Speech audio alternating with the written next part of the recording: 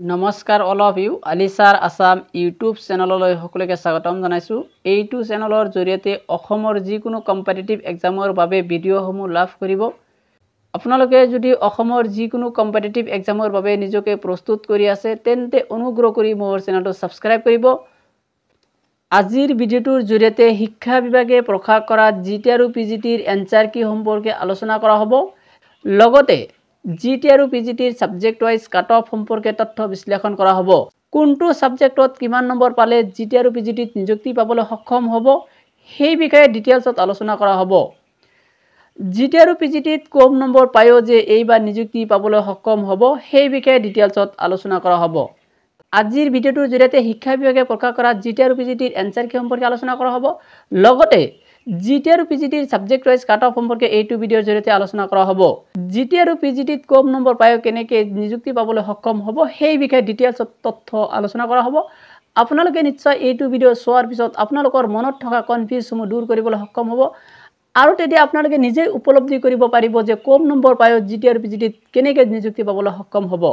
আপোনালোকে ভিডিঅ'টো স্কিপ নকৰি ধৈৰ্য সহকাৰে চাই থাকক। ভিডিঅ'টো ভাল পালে অনুগ্ৰহ কৰি মোৰ চেনেলটো ছাবস্ক্ৰাইব কৰিব। আপোনালোকে নিশ্চয় এটা কথা গুৰুত্ব সহকাৰে উপলব্ধি কৰিব যে ইয়াৰ আগত 2020 চনত যেটো জিটি আৰু পিজিটি টেট অনুষ্ঠিত হৈছিল সেইটো এক্সামত কিন্তু নেগেটিভ মাৰ্কিং সিস্টেম নাছিল। আপোনালোকে নিশ্চয় এটা কথা জানে যে 2020 চনত যেটো জিটি আৰু পিজিটি টেট অনুষ্ঠিত হৈছিল সেইটো এক্সামত কিন্তু নেগেটিভ মাৰ্কিংৰ কোনো ব্যৱস্থা নাছিল। তথাপি কিন্তু 2020 চনৰ জিটি আৰু পিজিটি টেটত প্ৰায় 11,000 পৰা 12,000 কেণ্ডিডেটে 60% বা তাতকৈ অধিক নম্বৰ পাবলৈ সক্ষম হৈছিল। 2020 চনৰ সেই জিটি আৰু পিজিটি টেটত কোনো ধৰণৰ নেগেটিভ মাৰ্কিং সিস্টেম নাছিল। তথাপি কিন্তু 2020 চনৰ জিটি পিজিটি টেটত প্ৰায় 11,000 পৰা 12,000 কেণ্ডিডেটে 60% বা তাতকৈ অধিক নম্বৰ পাবলৈ সক্ষম হৈছিল। 2020 চনত যেটো জিটি আৰু পিজিটি টেট অনুষ্ঠিত কৰিছিল অসম চৰকাৰে সেইটো টেটত কিন্তু কোনো ধৰণৰ নেগেটিভ মাৰ্কিং সিস্টেমটো নাছিল। তথাপি কিন্তু কেণ্ডিডেটসমূহে অধিক নম্বৰ লাভ কৰিবলৈ সক্ষম হোৱা নাছিল। মাত্ৰ 11 পৰা 12,000 কেণ্ডিডেটে 60% বা তাতকৈ অধিক নম্বৰ লাভ কৰিবলৈ সক্ষম হৈছিল। এইটো তথ্যৰ ওপৰত ভিত্তি কৰি আপোনালোকে নিশ্চয় উপলব্ধি কৰিব পাৰিছে যে 60% বা তাতকৈ বেছি নম্বৰ পোৱাটো ইমান সহজ নহয়। তাৰ মাজৰ পৰাও আকৌ কিছুমানে ভাল নম্বৰ পাবলৈ সক্ষম হ'ব। আমি যদি আগৰবাৰ জিটি আৰু পিজিটিত নিযুক্তি পোৱা কেণ্ডিডেটসমূহৰ নম্বৰলৈ লক্ষ্য কৰোঁ তেন্তে আমি নিশ্চিতভাৱে ক'ব পাৰোঁ যে এইবাৰ কম নম্বৰ পায়ো জিটি আৰু পিজিটিত নিযুক্তি পাবলৈ সক্ষম হ'ব। কিয়নো আগৰবাৰ যেহেতু নেগেটিভ মাৰ্কিংৰ ব্যৱস্থা নাছিল তথাপি কিন্তু 11 পৰা 12,000 কেণ্ডিডেটে 60% বা তাতকৈ অধিক নম্বৰ পাবলৈ সক্ষম হৈছিল। এইবাৰ অসম চৰকাৰে পোন প্ৰথমবাৰৰ বাবে জিটি আৰু পিজিটি টেটত নেগেটিভ মাৰ্কিংৰ ব্যৱস্থা কৰিছে।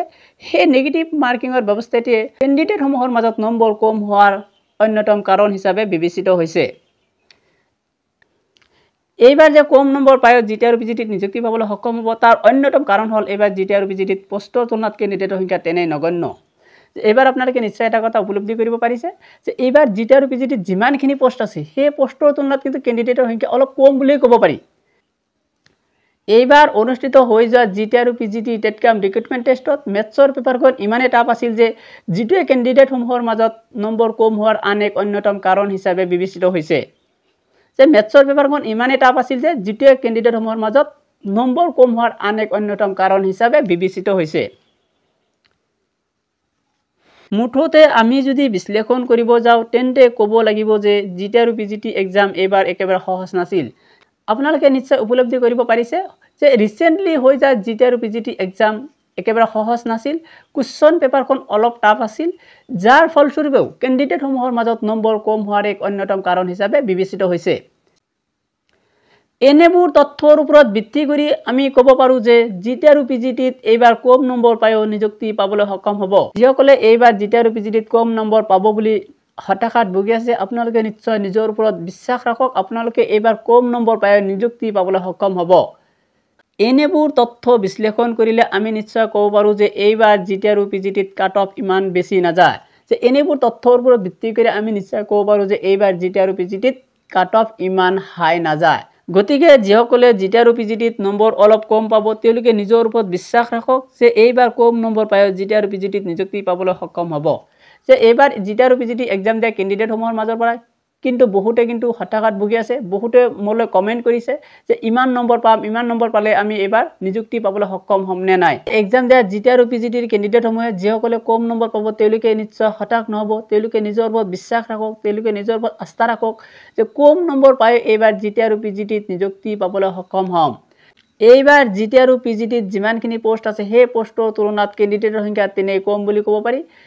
এনেবোৰ তথ্যৰ ওপৰত ভিত্তি কৰি আমি নিশ্চয় ক'ব পাৰোঁ যে এইবাৰ জিটি আৰু পিজিটিত কম নম্বৰ পায়ো নিযুক্তি পাবলৈ সক্ষম হ'ব। আজি শিক্ষা বিভাগে প্ৰকাশ কৰা অফিচিয়েল এনচাৰ কি চোৱাৰ পিছত আপোনালোকে কোনে কিমান নম্বৰ লাভ কৰিছে সেইটো মোক কমেণ্টত জনাব। আপোনালোকৰ পৰা পোৱা তথ্য আৰু মই বিভিন্ন চ'ৰ্চৰ পৰা লাভ কৰা তথ্যৰ ভিত্তিত কাট অফ সম্পৰ্কে এটা সঠিক তথ্য লৈ আহিবলৈ সক্ষম হ'ম। ভিডিঅ'টো ভাল পালে অনুগ্ৰহ কৰি মোৰ চেনেলটো ছাবস্ক্ৰাইব কৰিব। Thank you everyone.